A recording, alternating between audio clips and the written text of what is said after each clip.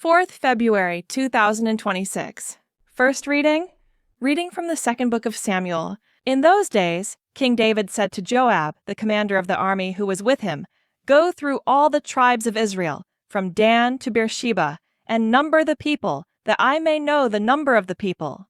And Joab gave the sum of the numbering of the people to the king. In Israel there were 800,000 valiant men who drew the sword, and the men of Judah were 500,000. But David's heart struck him after he had numbered the people. And David said to the Lord, "I have sinned greatly in what I have done.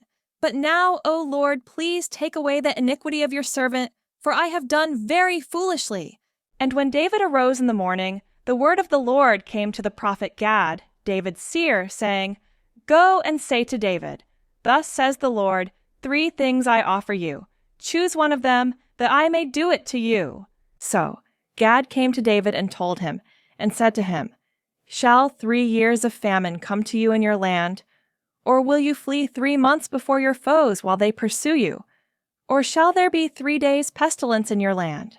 Now consider and decide what answer I shall return to him who sent me."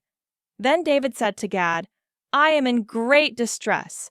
Let us fall into the hand of the Lord, for his mercy is great, but let me not fall into the hand of man." So the Lord sent a pestilence on Israel from the morning until the appointed time. And there died of the people from Dan to Beersheba 70,000 men. And when the angel stretched out his hand towards Jerusalem to destroy it, the Lord relented from the calamity and said to the angel who was working destruction among the people, "It is enough. Now stay your hand." And the angel of the Lord was by the threshing floor of Araunah the Jebusite. Then David spoke to the Lord when he saw the angel who was striking the people, and said, "Behold, I have sinned, and I have done wickedly. But these sheep, what have they done? Please let your hand be against me and against my father's house." Responsorial Psalm. Forgive, Lord, the guilt of my sin. Blessed is he whose transgression is forgiven, whose sin is remitted. Blessed the man to whom the Lord imputes no guilt, in whose spirit is no guile. Forgive, Lord, the guilt of my sin. To you I have acknowledged my sin. My guilt I did not hide. I said, "I will confess my transgression to the Lord."